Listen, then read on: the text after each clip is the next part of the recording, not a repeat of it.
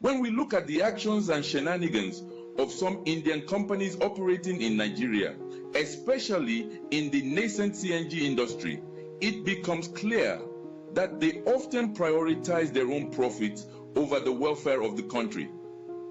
This approach is not just a business strategy. It reflects a deeper issue within the framework of foreign investment in Nigeria. As the saying goes, a bird that flies off the earth and lands on an anthill is still on the ground. This adage highlights how foreign investors, despite their lofty promises, often remain grounded in their self-interest rather than uplifting local communities and businesses. These companies often come with the facade of investment, claiming to contribute to Nigeria's economic growth. However, their actions tell a different story. They frequently leverage connections at the highest levels of government, taking advantage of the prevalent corruption in the country to secure lucrative deals that undermine local businesses. In the case of the CNG industry, we witness a troubling scenario where Indian companies, particularly NIPCO PLC, are importing kits at heavily subsidized prices while blatantly refusing to sell to local conversion centers. Instead, they extend loans to government-supported centers, effectively creating a two-tier market that systematically marginalizes homegrown enterprises. As the saying goes, he who eats with the devil must have a long spoon.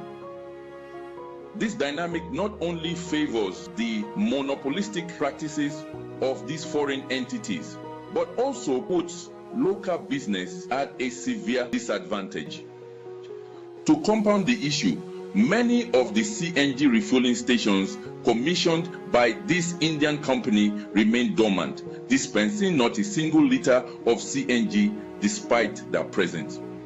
This raises the question: are we allowing our local industry to be sacrificed to bolster the interest of foreign entities that show little commitment to actually serving the Nigerian market? The time has come to hold these companies accountable and protect our local operators from being squeezed out of a market they helped build. The mindset of win-lose prevalent among these companies is starkly contrasted with Stephen Covey's principle of win-win in effective negotiation and business practices.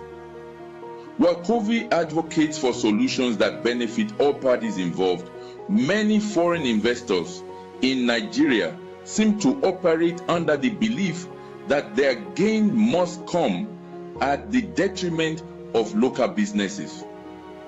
This is akin to the proverb, when two elephants fight, it is the grass that suffers. In this scenario, it is the local entrepreneurs and the Nigerian economy that bear the brunt of these predatory practices. Moreover, one cannot claim to genuinely want to invest in a country while neglecting to invest in its people. True investment goes beyond capital. It requires a commitment to building capacity and empowering local communities. By failing to engage with and uplift local businesses, these foreign companies demonstrate a short-sighted approach that ultimately hampers sustainable development in Nigeria. It is as if they are saying, I will help you, but only if you do not grow stronger than me. As we reflect on the implications of these practices, we must ask ourselves, is this Indian investor in CNG truly here to help Nigeria? Or are they simply here to exploit its resources and people for their own gain? The actions observed in the CNG industry serve as a cautionary tale of how foreign investment can sometimes be more harmful than beneficial when ethical considerations are thrown aside in pursuit of profit. If Nigeria is to realize the full potential of its CNG industry, it is crucial to establish a system where foreign investors are held accountable and local businesses are supported. Only then can we create a landscape where everyone wins, and the country can thrive without being undermined by those who come with ulterior motives.